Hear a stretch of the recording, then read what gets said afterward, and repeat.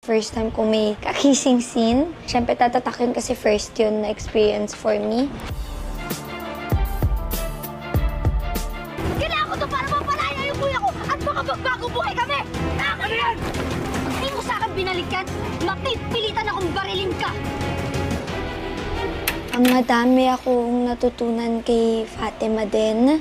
Pero di rin naman kasi ako laking yaman. So medyo nakarelate din talaga ako sa kanya na mahirap din talaga ang buhay at may mga bagay ka na magagawa mo para sa pamilya mo, para makakain, para mabuhay, para maging maayos, mas komportable ang buhay nyo. Natutunan ko din na huwag talagang gumawa ng mali kasi bumabalik din talaga lahat. Pero kapag alam mong mali at tingin mo kaya mong maitama, ipaglaban mo. Kasi ang tapang-tapang niya eh. Kinalaban niya mga gerero eh. Diba? Parang sa totoo lang, sino ba si Fatima, diba? Pero alam niya kasi mali.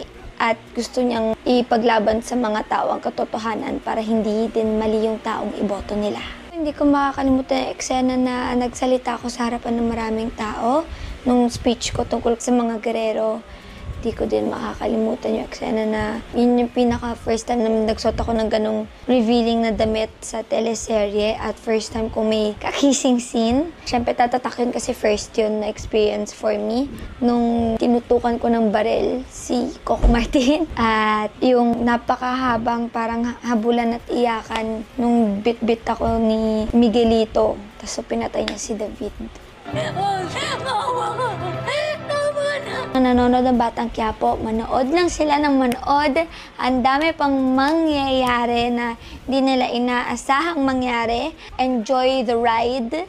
Iiyak kayo, magagalit kayo, pero sasaya din kayo at huwag kayong lagi mawalan ng pag-asa. Dahil yun din naman ang tinuturo ng show na to. Huwag kayong mawalan ng pag-asa.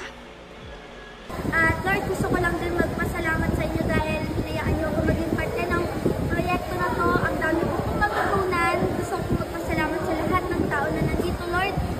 Patuloy niyo po silang i-bless at sana po tumaas pa ng tumaas ang rating sa Batang Quiapo.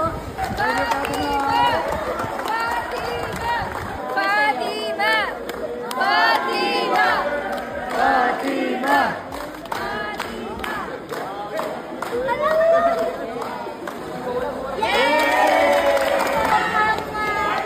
Hello po sa inyong lahat. Ako po si Andrea Brillantes, gumaganap bilang Fatima. Now, signing off. Bye!